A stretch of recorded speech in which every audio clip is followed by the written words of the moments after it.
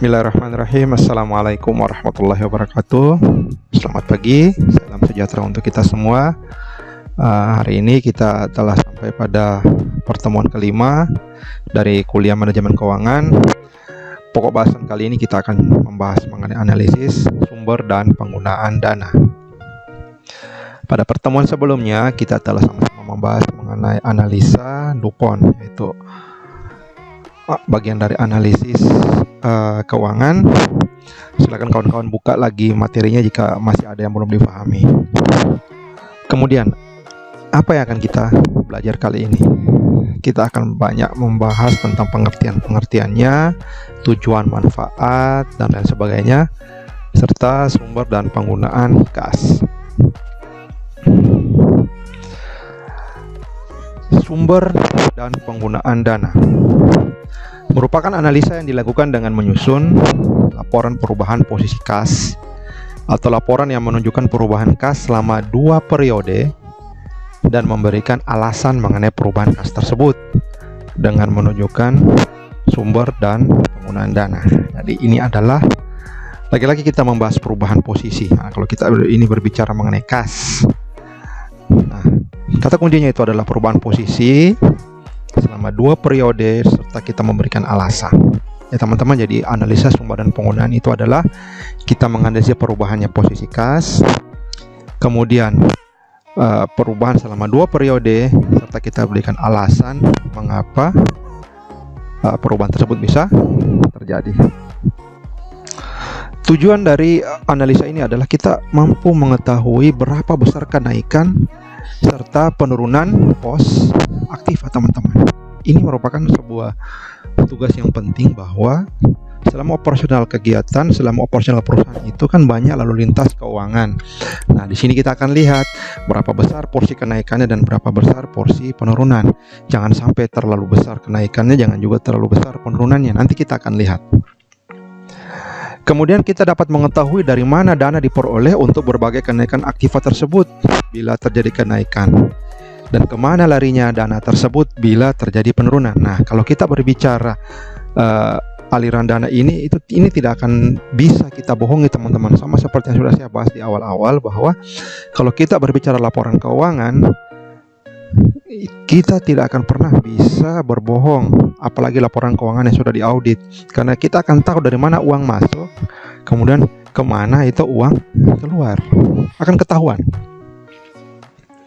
Nah, jika sudah ketahuan dari mana uang masuk dan kemana uang keluar, nah adalah merupakan alasan yang baik untuk melakukan restrukturisasi pinjaman apabila kita punya pinjaman di luar. Kita bisa memperbaiki, kita bisa menambah atau mengurangi. Oke, ini adalah tujuan daripada analisa sumber dan penggunaan kas. Nah, manfaatnya kita bisa mengetahui berapa jumlah penerimaan atau cash inflow dan jumlah pengeluaran kas atau cash outflow selama satu periode tertentu. Kemudian kita juga bisa mengetahui informasi tentang asal sumber penerimaannya serta tujuannya, untuk apa kita gunakan itu uang. Yang ketiga, kita dapat mengetahui informasi tentang saldo dan perubahan saldo kas. Yang keempat, kita dapat mengetahui informasi yang bermanfaat untuk memprediksi jumlah, waktu, dan kepastian arus kas di masa yang akan datang. Ya, kawan-kawan, jadi kalau kita bisa mengetahui posisi keuangan kita, dari mana uang masuk, kemudian kemana uang keluar, berapa jumlah uang yang masuk dan berapa jumlah uang yang keluar, kita bisa memprediksi untuk periode selanjutnya apakah kita mampu untuk mempertahankan kondisi perusahaan seperti ini, atau justru malahan kita justru turun. Karena kalau kita melihat sumber dan penggunaan dana ini, sama sekali kita tidak bisa berbohong, teman-teman. Kalau penerimaannya sedikit kemudian pengeluaran banyak, itu akan kelihatan. Oke? Kita berbicara sumber dana. Kalau kita berbicara sumber dana itu, yang pertama, berkurangnya aktiva lancar selain kas. Kemudian berkurangnya aktiva tetap. Yang ketiga, bertambahnya setiap jenis hutang. Yang keempat, bertambahnya modal. Yang kelima, adanya keuntungan operasional. Nah, Kenapa kita membahasakan di sini sumber dana? Ini adalah pos-pos di mana uang masuk ke perusahaan kita atau cash inflow. Oke, sekali lagi ini adalah pos cash inflow. Sekarang kita bicara cash outflow. Bertambahnya aktiva lancar selain kas, bertambahnya aktiva tetap, berkurangnya hutang, berkurangnya modal, serta kita membayar dividen tunai. Nah, ini adalah uang keluar atau cash outflow.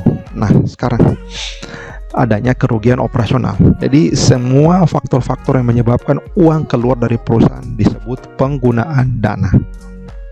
Oke, nah coba kita berikan contoh supaya jelas mana itu cash inflow, mana itu adalah cash outflow.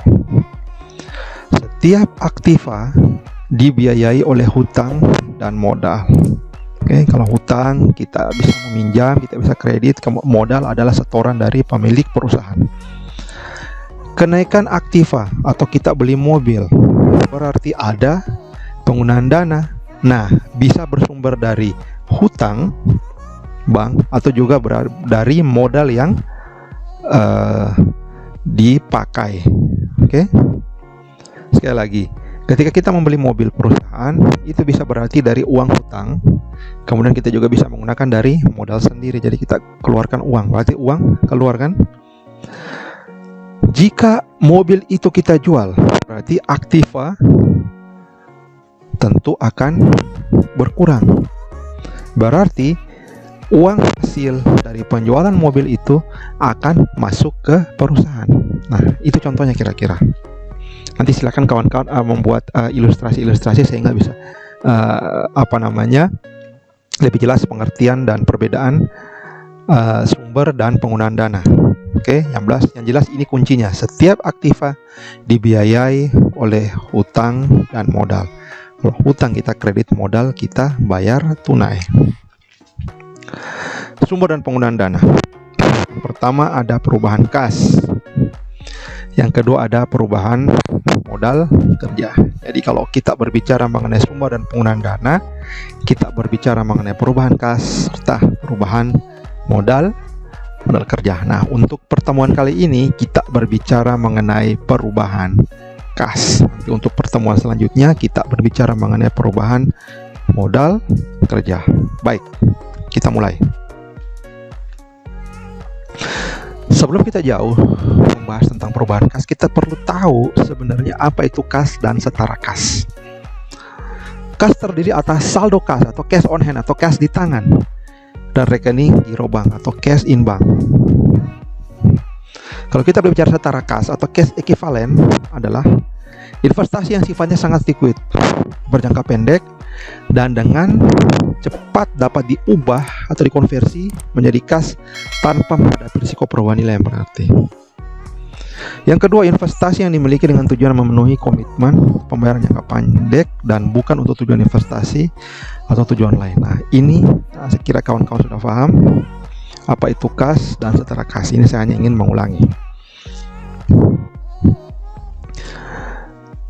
Klasifikasi arus kas.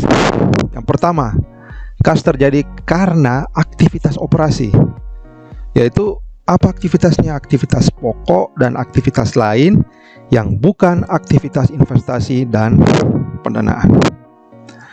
Yang kedua ada namanya aktivitas investasi, aktivitas perolehan dan pelepasan kembali aktiva tidak lancar, serta investasi lain yang tidak termasuk setara kas.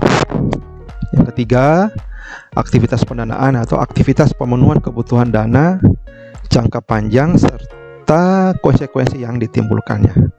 Ini adalah klasifikasi daripada arus kas. Pertama, aktivitas operasi, kemudian aktivitas investasi, dan aktivitas pendanaan. Nah, untuk lebih jelasnya kita lihat pada slide berikut ini. Nah, ini dia teman-teman. Apa yang termasuk sumber kas masuk dan penggunaan kas keluar pada aktivitas operasi? Yang pertama, untuk kas masuk, menjual barang atau jasa secara tunai. Yang kedua, pendapatan bunga simpanan di bank. Yang ketiga, pendapatan dividen. Itu adalah kas masuk akibat aktivitas operasi. Yang kedua, kas keluarnya. Pembelian barang atau jasa secara tunai. Pembayaran utang dagang atau utang wesel. Pembayaran biaya gaji pegawai, pembayaran biaya bunga, pembayaran biaya pajak, dan pembelian barang dagang secara tunai. Nah, itu adalah kas masuk dan kas keluar akibat aktivitas operasi. Ini adalah sumber pos-posnya. Yang kedua, bagaimana kalau aktivitas investasi? Kalau kita berbicara kas masuk untuk aktivitas investasi, penjualan kembali aktiva tetap secara tunai. Yang kedua, penjualan kembali investasi dalam surat berharga secara tunai. Penerimaan kembali pinjaman yang diberikan. Sedangkan bagaimana untuk kas keluarnya, teman-teman? Pembelian aktiva tetap secara tunai. Pembelian investasi dalam surat berharga secara tunai, serta pemberian pinjaman kepada pihak lain. Ini adalah kas masuk dan kas keluar untuk aktivitas investasi. Silakan kawan-kawan perhatikan, jangan sampai tertukar-tukar.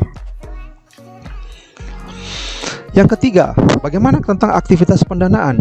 Nah, untuk kas masuknya, dia dapat kita lihat dari penerbitan saham secara tunai.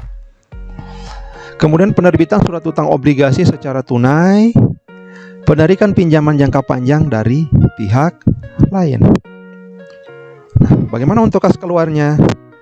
Pembelian kembali saham secara tunai, pembagian dividen secara tunai, pembelian kembali utang obligasi, serta pembayaran kembali pinjaman kepada pihak lain.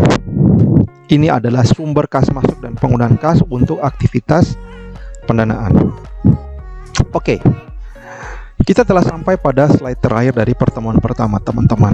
Silakan kawan-kawan buka lagi, ulang-ulangi materi ini. Jika memang belum ada yang difahami, silakan kawan-kawan mencari perbandingan yang lain, mencari artikel, membaca buku demi untuk penyempurnaan dari pemahaman teman-teman. Sampai ketemu pada materi selanjutnya. Billahi taufiq wal hidayah. Assalamualaikum warahmatullahi wabarakatuh.